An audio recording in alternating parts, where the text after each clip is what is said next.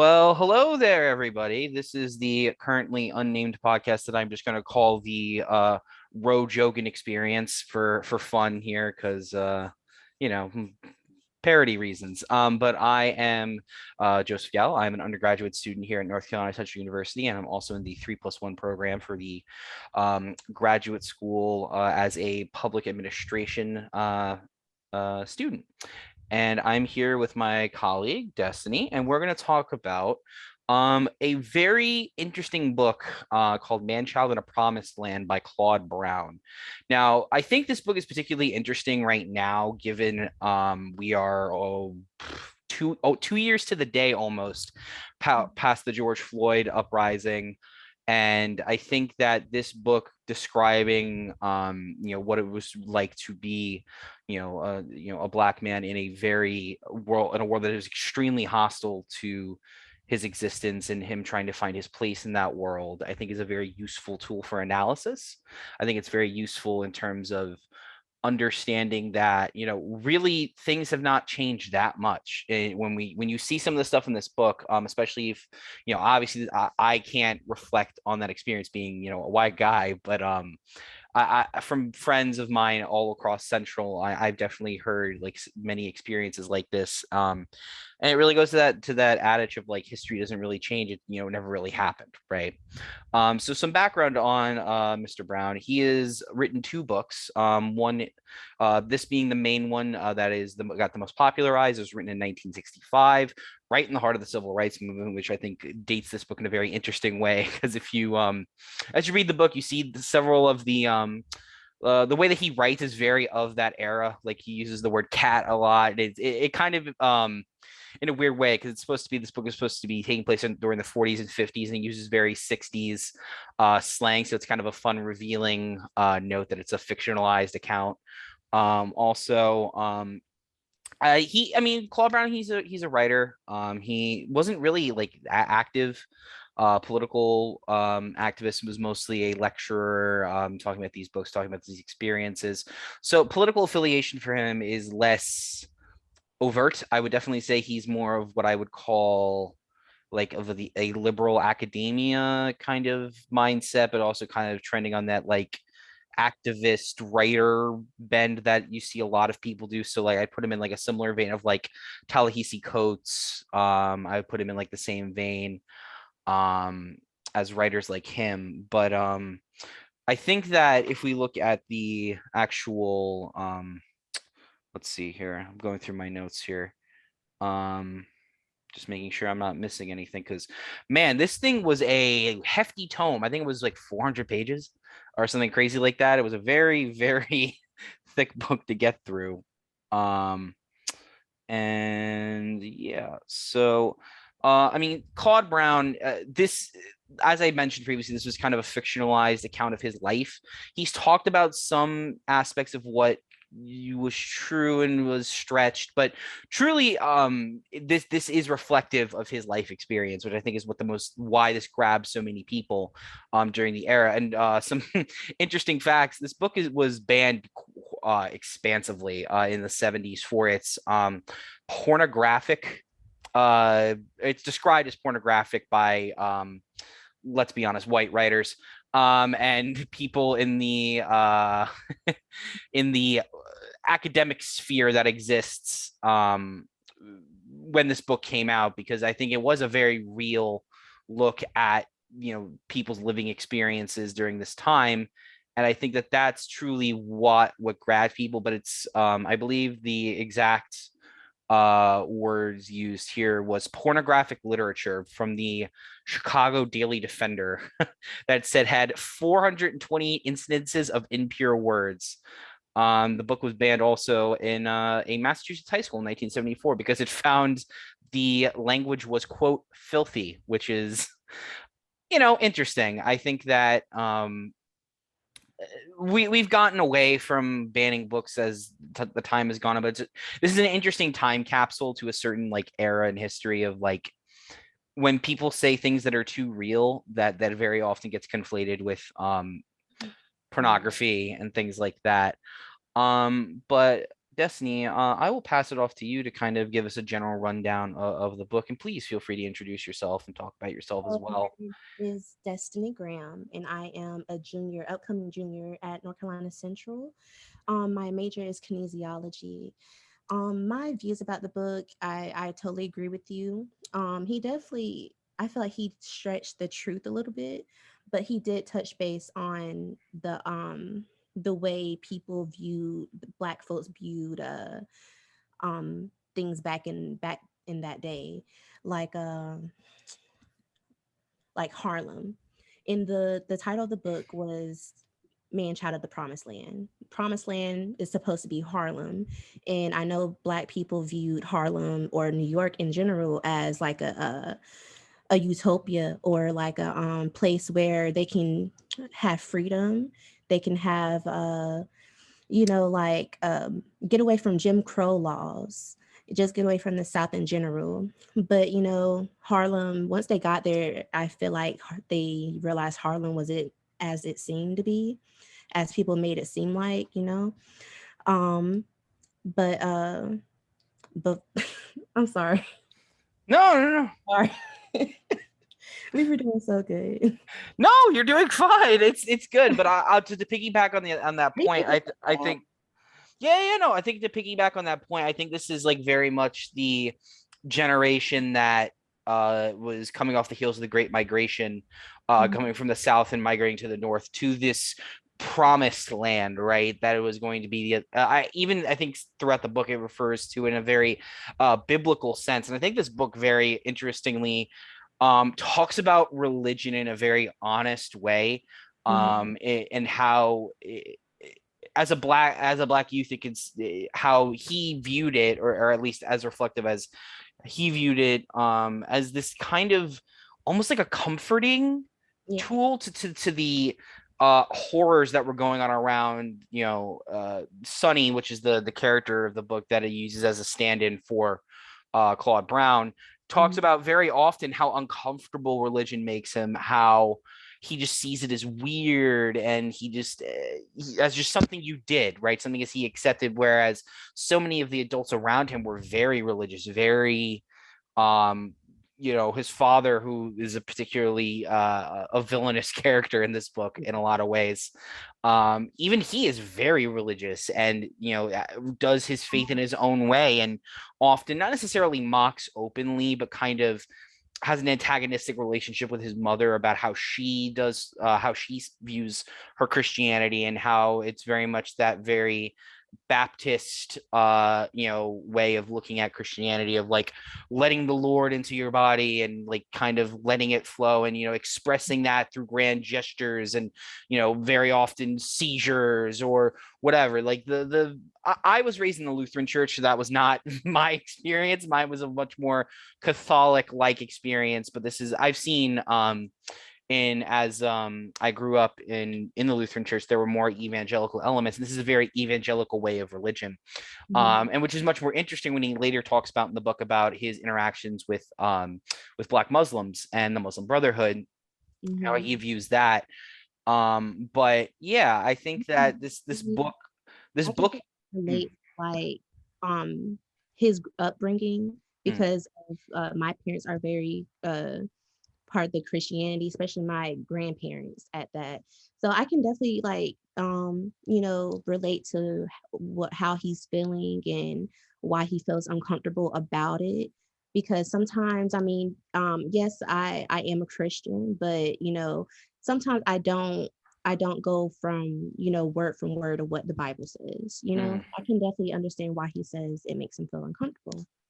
Yeah, I think what's really interesting is that a lot of people, a lot of Black activists in particular, have criticized the acquiescence of the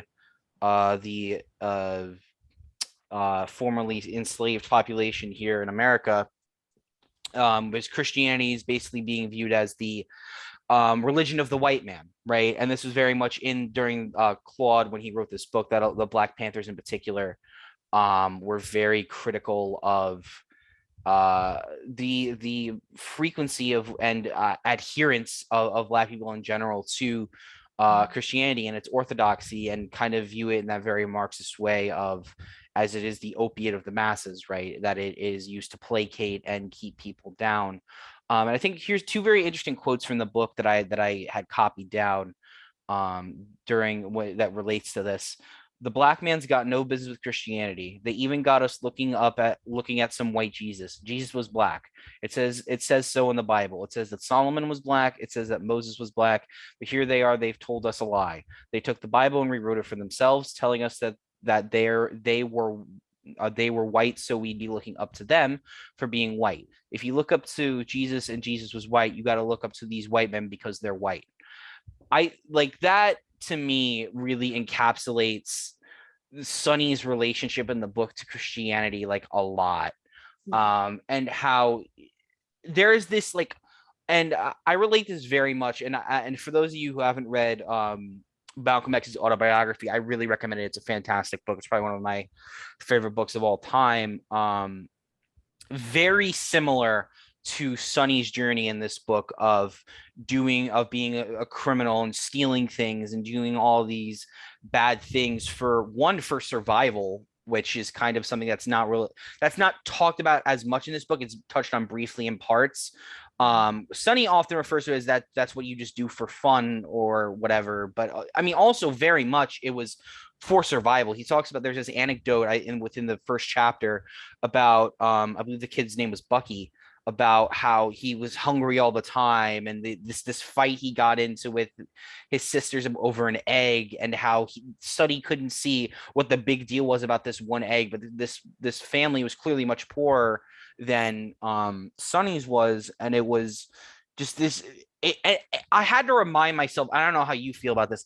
I had to remind myself constantly in the first like few chapters of the book that this is a 9 and 10 year old that is talking about this, and the moments where I remember or he states his age, it becomes so much more horrifying.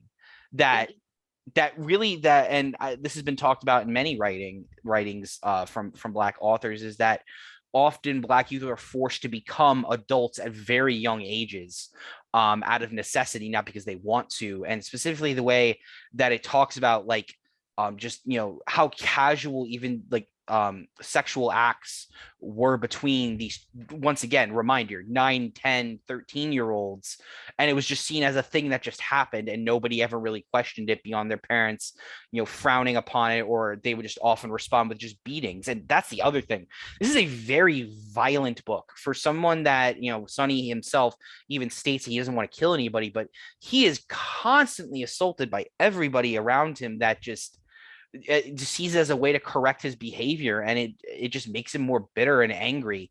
And it's And just I never understood that how his dad would react to him mm, skipping school or doing anything bad. He would just constantly beat him worse and worse every single time. But it never affected Sonny at all. He just kept on doing it over and over again. And I just never understood why he never, um, went to another solution. I think it affected him deeply. I think because if you every I don't know if this you notice this, was like as every time he would talk about it, he would get progressively more violent about it, or like in his head he would say, "Oh, I'm going to kill my dad. I'm going to kill this man." Like consistently he would be like just angry. He's like, "I'm going to kill him. I'm going to kill him. I'm going to kill him." And that was something that was the most surprising to me, is that once again this literal 9 to 10 year old is being like, oh, when I get older, I'm gonna kill my dad. Like that is something I have accepted and I'm going to do. He even Like told his sibling that, didn't he? yeah, he's like Mhm. yeah. He even said, I think I'm gonna kill him for you, because Yeah. the father was beating everyone, the male children, the female children. I mean the wife, from what I was able to glean. And it's just this acceptance of violence is, I think, acceptance of a violent reality at a very young age, I think is part and parcel with how a colonial administration controls um a populace that a not enslaved, but I'm trying to think of a colonial um on oppressed people, right? So, for example, like the acceptance that cops will just beat you with Billy, like that's the other thing he talks about, that like how casually cops would just assault them or assault them as children, and that constant acceptance of violence throughout the book, I think, is very indicative of a colonized people and how colonial administrators keep that a populace oppressed, or how they keep them in the same cycles over and over again. Because if you accept, oh, I can get shot or killed or like beaten to death at any moment, it quite literally beats the hope out of you, right? And it makes you accept your reality, and it's so heartbreaking. And as somebody who was raised in a family where that wasn't my experience, that I was the family that love me, and violence was very rare, if at all, Mhm. used as threats. It's just heartbreaking to see Yeah, that. And I think I have another quote in that here. If I look at here, um I'm gonna try to avoid my quotes with the N word in it for obvious reasons.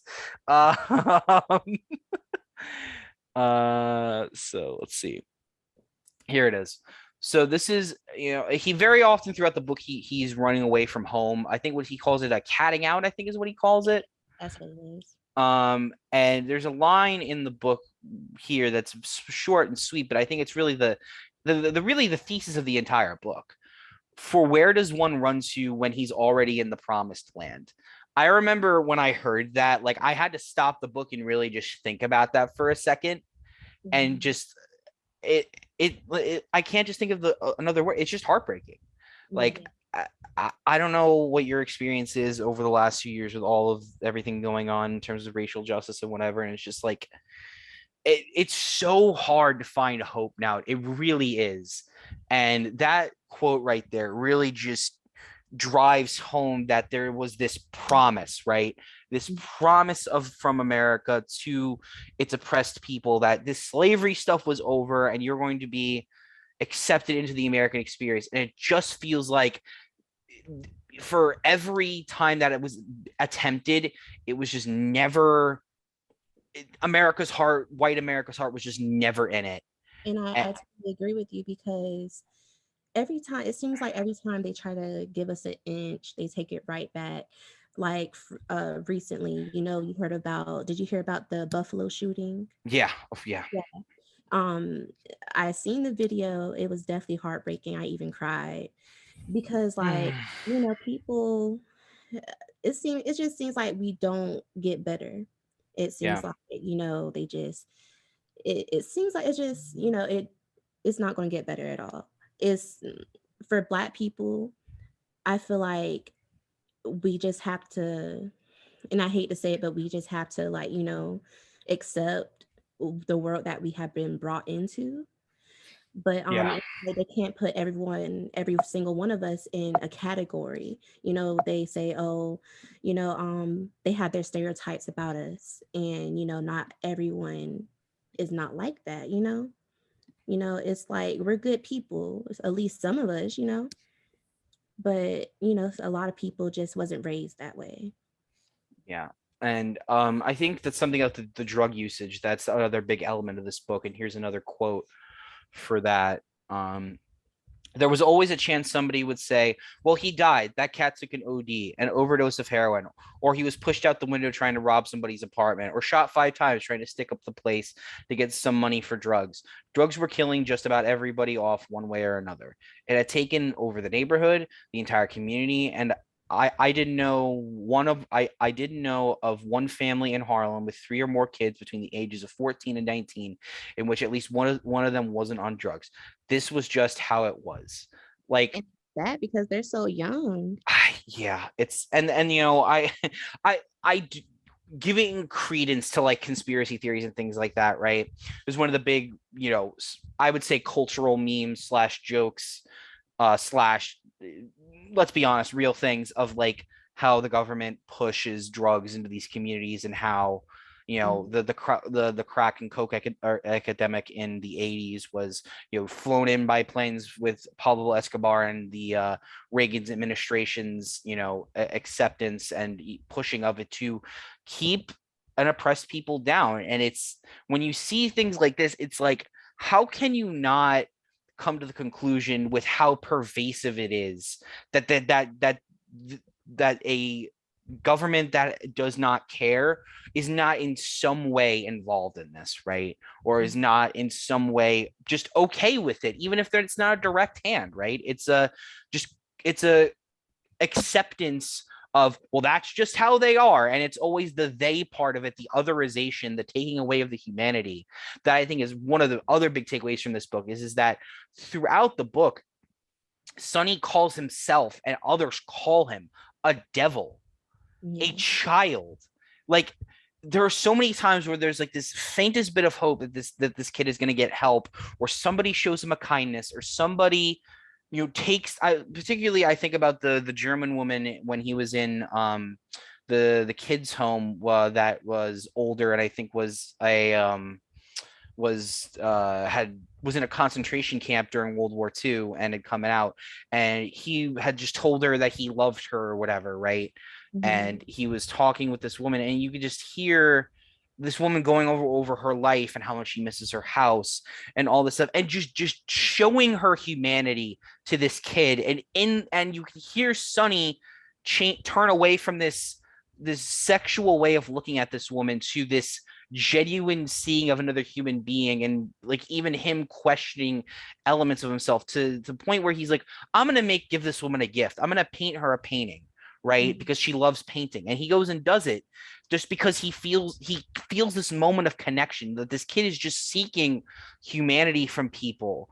And that if you and and I don't know how you would feel about this, but I know if just somebody had just reached out to this kid, if somebody had just done something, that he wouldn't have had to live the life that he lived. I And definitely agree with you because he's being that he's a child, he only needs someone to talk to. I don't think his parents actually tried to listen to him or, actually had to have a conversation with him. There's always something. If a child is acting out like that, there is something deep inside of them that yeah, he needs to work out. And no one took the time to do that for him. yeah, and I think that, to pull another quote from the book, and this I draw a direct parallel to, and I forget when Malcolm X's autobiography was written, but it would not surprise me if this quote was inspired by or inversely. Um, I can sense in the fear in Mama's voice when I told her that I wanted to be a psychologist. She said, "Boy, you better stop dreaming and get all those crazy notions out of your head." She was scared. She had the idea that colored people weren't supposed to want anything like that. You were supposed to just work in the fields or be a happy janitor, or happy to be a janitor. I remember something she told Pimp. I think she said that she thought she was giving Pimp something that he needed, and she felt big about it. Now, if you want to get a job as a janitor, I'll be happy and satisfied, she said.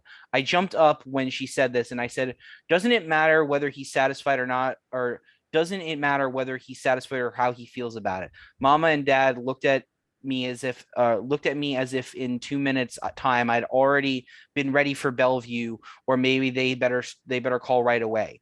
They'd always look at me and say, "You better stop talking all that foolishness, boy. What's wrong with you? You better get all that stuff out of your head." And Malcolm X tells a story when he was in a white school about how he wanted to be. I think he said he was either a writer. He wanted to be a lawyer, and a Mhm. white teacher that he liked a lot said, "No, that is, you accept your station. This is what you are, and you can't aspire to be any more." And it's that colonial mindset of stay in your place, stay in the hood, keep doing all this shit. And I apologize for the cursing there. Oh, But it's just, this stuff frustrates me so much, because it's I don't know to you, but it's so obvious, and I'm sure I'm preaching to the choir here, but it's just so obvious, the grand plan, right, of how this plays out in society, and how this plays out for Sonny and Malcolm, and for people like Asada Shakur, who live these lives that they are thrusted into, that they have so much potential to be more, and so yeah. much potential to be apply themselves to society and better society. Malcolm X didn't grow up wanting to be an activist. Asada Shakur didn't want to grow up to be a revolutionary, right? Sonny just wanted to be a psychologist because he admired somebody that he went to in boys' school. And his own parents are saying, no, you have to accept where you are. And I keep going back to this, but it's just heartbreaking. As somebody who is a white person in the society who has been told I can be anything, Mhm. it's just, and yeah, it's just frustrating. So I think this is a good point to kind of begin to like summarize our thoughts here. So I'll let you start, and I'll kind of tell you. Overall, overall, I think the book was pretty good. Will I read it again? I don't know, but it was definitely it taught me some things. It was heartbreaking, but I did think it did end on a positive note, you Yeah. know. Mhm. And we barely touched on the end of the book about the Muslim brotherhood stuff, that that how the Muslims were viewed as coming to like have pride in your blackness, right? That was the big thing. And I think that's the positive note that it ends on. But unfortunately, we know, we have the lens of history to look back on, that Muslim movement was intentionally broken apart and destroyed by the FBI through COINTELPRO. So while it ends on a happy note, we know where that story ends, and Oh it yeah. is dismantled by the colonial administrators. Mhm. And I think it is important for us in this era of the Black Lives Matter movement post George Floyd, is that this is still going on. Not much has changed. Mhm. Everything that even happened in that era is being rolled back consistently, and that there needs to be a persistent fight to even get an inch, and that every martyr of this movement, every single child like Sonny needs to be fought for, that so that they can have a future, and that that this is intentionally done. This is not done in a vacuum. This is done to keep an oppressed people within a colonial environment. You have the administrators, which are people that look like me, and then the Mhm. people that do not look like me. And Yeah. that's really the summary of this book, is that no matter what level of what your upbringing is, it's the hierarchy, right? You are black first in the society before Yeah. anything else. and Mhm. and that's really the lesson I took away from this book. But yeah, I think this was a great discussion, and I would love to come on again and talk about any other books, or the Asada Shakur book, or the Malcolm X's autobiography, because like I said, I love that book. But Reading the Malcolm X book, so you got me so interested to read. well, all right. Thank you all for listening. This has been what I'm going to call the Apocalypse Now podcast, because we are living in the apocalypse. Anyways, guys, awesome talking with you all. And I hope all of you enjoyed that, as I stop hitting record because I am bad at talking.